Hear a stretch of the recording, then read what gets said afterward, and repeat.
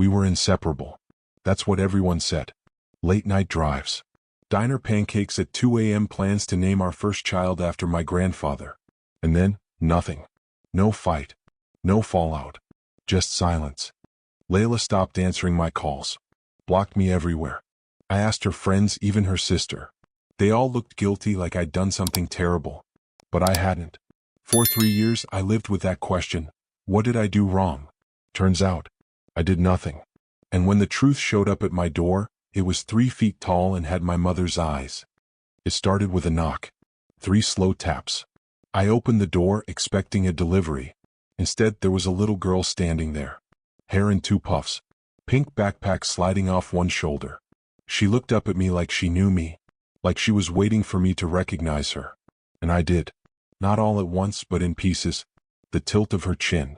The crease in her brow when the sun hit her eyes. She looked like someone I used to love. And someone I still did. Are you Jonas? She asked. I nodded. She smiled. I think you're my dad. I couldn't breathe. Not in that moment. Not with the weight of her words hanging in the air. I glanced around, expecting to see someone, anyone, behind her. But the street was empty. She handed me an envelope. Inside was a note. Written in shaky, familiar handwriting. She's your daughter. I never stopped loving you. I'm sorry for everything they did. No signature. No return address. Just those words. I crouched down to her level, unsure what to say. How old are you? I asked gently. 3, she said proudly. 3 years. Exactly the time since Layla disappeared. I brought her inside. Made her cocoa, though my hands were trembling. She chatted like we were old friends. She said her name was Amari. She liked stars, purple shoes, and peanut butter that didn't stick to the roof of your mouth. She knew my name. She said her mom used to show her pictures of me when she was little. My mind was racing. Why now? Where was Layla? Who sent her here? And why didn't I know she existed? I excused myself, stepped into the hallway, and called every number I had for Layla. Disconnected. Every single one. I called her sister. She answered on the 3rd ring. The silence between her hello and my voice was thick. It's Jonas, I said. More silence. Then, you found her, didn't you? I paused. Found who? Amari, she whispered. I felt rage crawl up my throat. You knew. She sighed. I begged Layla to tell you. But she was scared. Of what? Of the truth. Of what you'd think. Of what they made her believe. That word, they clung to my ribs. I asked where Layla was. She gave me an address. Across the country. Of course. I watched Amari sleep on my couch that night. She clutched a tiny stuffed giraffe. And I sat in the dark, staring at the ceiling, replaying everything. How could someone disappear with my child? Who decided I didn't deserve to know? And more importantly, who benefited from keeping us apart? I thought of Layla's cousin, always a little too involved. Of her parents, strict, disapproving. Of her ex-best friend who always wanted what she had. I didn't know which of them played a part. But I was going to find out. Because someone sent Amari to me. And I wasn't letting her go.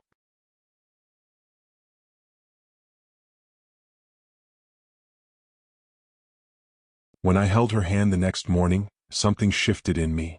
I had missed 3 birthdays, 3 winters, 3 first words, stolen by silence. Amari looked up at me with eyes that mirrored my own, wide and curious. She wasn't confused or scared. She trusted me instantly. And that broke me. Not because she was innocent, but because I wasn't. I had accepted Layla's disappearance too quietly. I should have fought harder. Asked more questions. Pushed back. But back then I thought silence meant closure. Now I knew. It just meant someone else was writing the story without me. I booked the next flight. Told my boss it was a family emergency. He asked if everything was okay. I said, it will be. Amari gripped her tiny giraffe on the plane, kicking her legs in rhythm with the engines. She hummed a song I didn't recognize. And when she leaned on me mid-flight, I held back tears. I wasn't ready. Not for confrontation. Not for what Layla might say. But Amari deserved answers. And so did I. Even if the truth shattered the version of the past I'd been holding onto. Some truths were better than silence. When we landed, I drove straight to the address. A small beige house on a quiet street. No curtains on the windows. No plants on the porch. Just stillness. I knocked. No answer. Knocked again. Still nothing. Amari tugged my sleeve. She goes for walks, she said. Sometimes in the park. I turned. There was a park 2 blocks down. And there, beneath a jacaranda tree, sat Layla. Same posture. Same thoughtful tilt of her head. But thinner. Tired.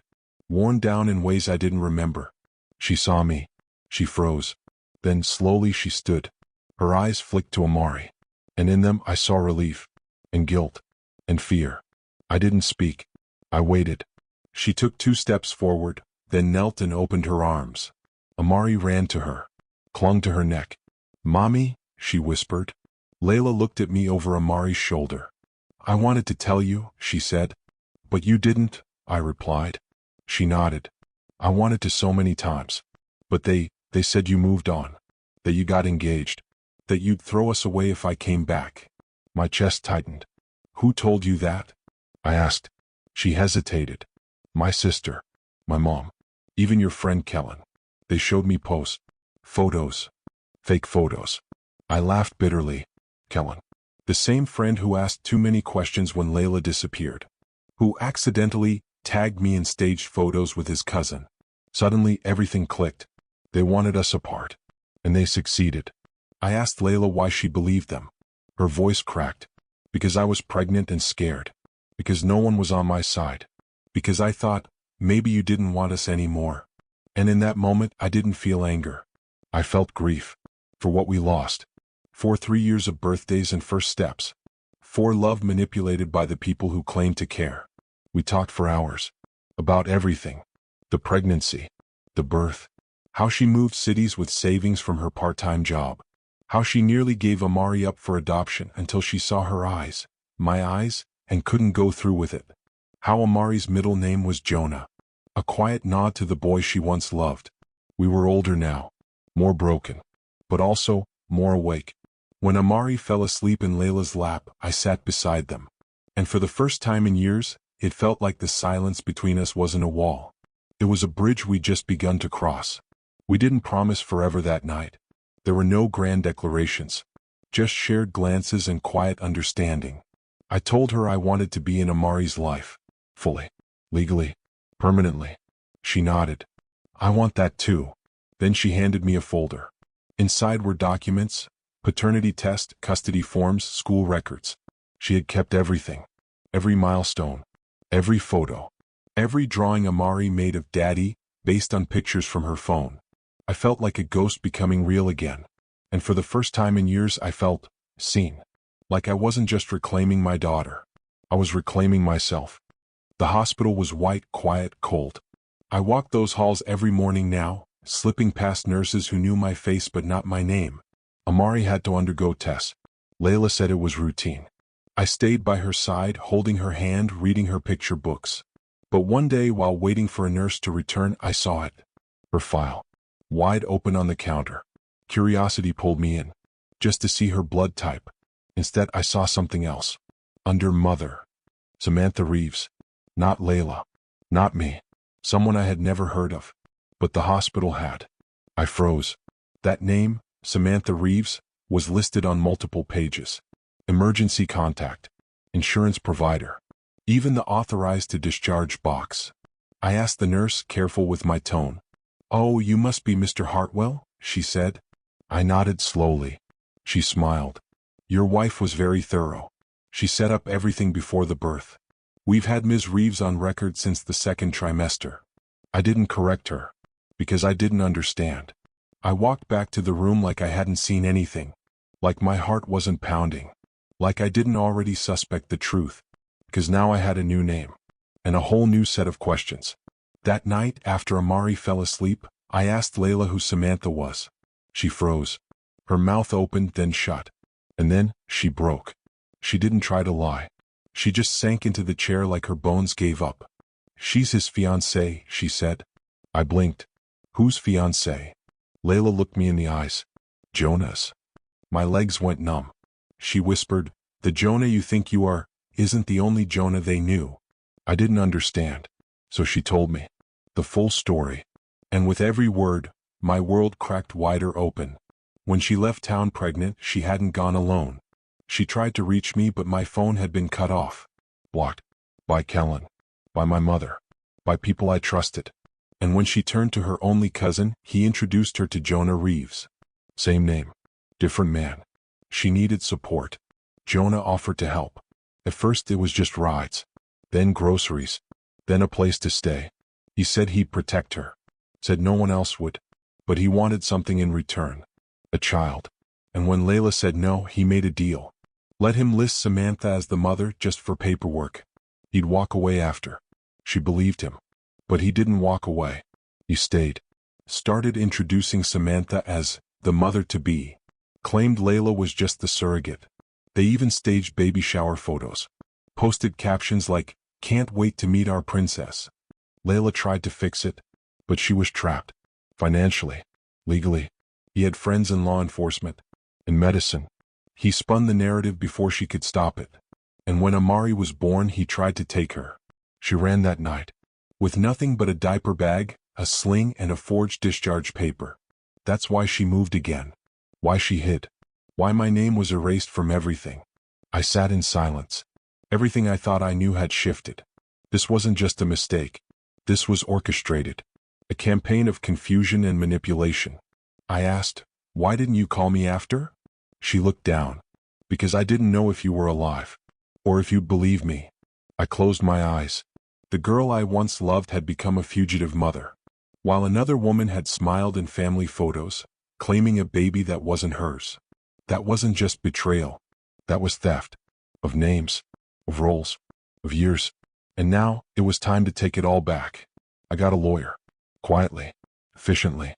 We pulled hospital records, contact logs, surveillance footage. It was all there. A paper trail of lies. Samantha had never even visited the hospital. But her name was on forms, because someone inside had helped. Jonah had built his fake family through connections and fear. But he left one thing out. The truth. A DNA test confirmed what we already knew. Amari was mine. Fully. Legally. And now, I wasn't just reclaiming fatherhood. I was dismantling every lie they'd built in my absence. Jonah's silence was louder than any confession. Once the test results landed on his doorstep, everything he'd stolen crumbled. No more posts with Samantha and their daughter. No more smug captions. He deleted everything. Went dark online. But the damage was already done. They had built a lie so wide, it had its own zip code. And now the truth was moving in. The court date was set. Not for custody. That wasn't in question anymore. It was for fraud.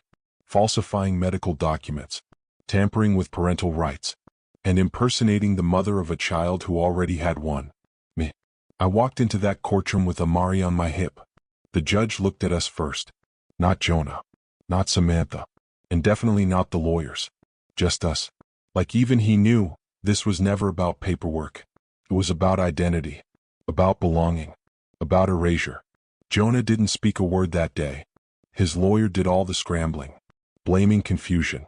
Calling it a misunderstanding of surrogate protocols. But the receipts were airtight.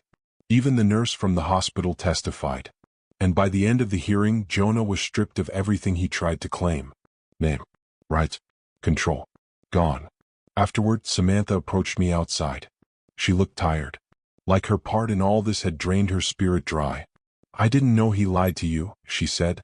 "I thought you weren't in the picture. That she was just a surrogate and—" Her voice faded. I didn't yell. I didn't curse. I just said the only truth that mattered. Her name was never yours to claim.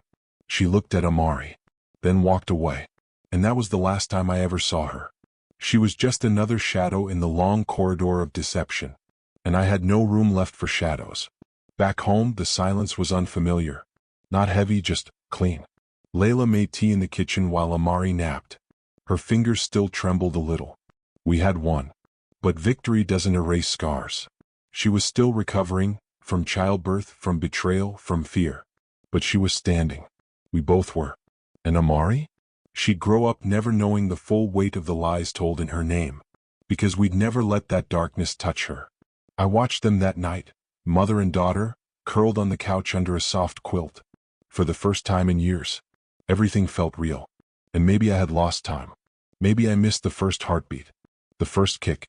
The naming ceremony. But I was here now. And no man's deception could steal that from me again. Amari reached out in her sleep, her tiny fingers curling around mine. Layla looked up from her tea, eyes rimmed red but full of light. We didn't say anything. We didn't need to. Because we had something they never did. Each other. And the truth. No more forged forms. No more stolen roles. No more pretending. This was ours now. All of it. 3 months passed. The court had ruled in our favor, but healing had its own timeline. Layla still flinched when her phone rang at odd hours. Sometimes she woke up panicked, thinking Amari had been taken. Trauma has a way of rewriting even peaceful moments. But each day something softened. A laugh from Amari. A sunrise without dread. And one morning she came out of the nursery, hair messy, eyes tired, smiling. She just said, "Mama." I didn't cry. I just reached for both of them. Because that single word meant everything. It was hers again. Fully. Forever. We changed Amari's legal name. Removed the forged birth certificate Jonah submitted. Filed everything again, correctly. And this time, Layla's name stood alone as mother. No fake surrogacy clause. No fraudulent signatures. Just the truth. We held a small naming ceremony at home. Nothing grand. Just us, a few close friends, and Layla's favorite candle burning on the table. She whispered Amari's full name like a vow. And when she kissed her forehead, I swear it sealed something sacred. Not just the child's identity, but her own. She wasn't the woman who almost lost her child anymore. She was the mother who reclaimed her. Jonah tried contacting us again. A long email. Regret dressed up as self-pity. He said he panicked, that Samantha pressured him, and that things spiraled. But he never said the words that mattered. I lied. And so, we never replied. We didn't need closure. We had truth. And it was louder than any apology. He faded from our lives like a bad dream we didn't bother remembering. And Samantha? She moved to another city. No forwarding address. No more posts. They were both ghosts now. And we were finally living in the daylight. By Amari's first birthday, everything had changed. Layla was back to work, but part-time. She wanted to be there for every milestone. I started a new position too, one with fewer hours and more heart. Because presence became the real wealth we chased. Not status. Not praise. Just presence. We took Amari to the park one afternoon. She toddled between us, cheeks full of laughter. 2 strangers complimented her curls. Said she looked just like her mother. Layla smiled and thanked them. No one questioned who she was anymore. And even if they had, she didn't owe them proof. Late one evening, Layla stood by the window. She looked out into the city like it was new again. I used to think I was replaceable, she said. Like he could swap me out and no one would notice. I walked up behind her and placed a hand on her shoulder. He couldn't replace what he never understood. She nodded.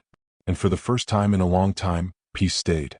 Not as a fleeting guest but as something earned. Something that chose to remain. Because in the end, it wasn't about winning back what was stolen. It was about living without permission again. Our names were back on the birth records. Our photos filled the walls. Our laughter filled the house. The life we were supposed to have? We built it. Brick by brick. Name by name. And every time someone asked about Amari, Layla said it clearly, proudly. I'm her mother. No paperwork could outright that. No lie could erase it. Because the truth doesn't need proof. It simply endures. And so did we.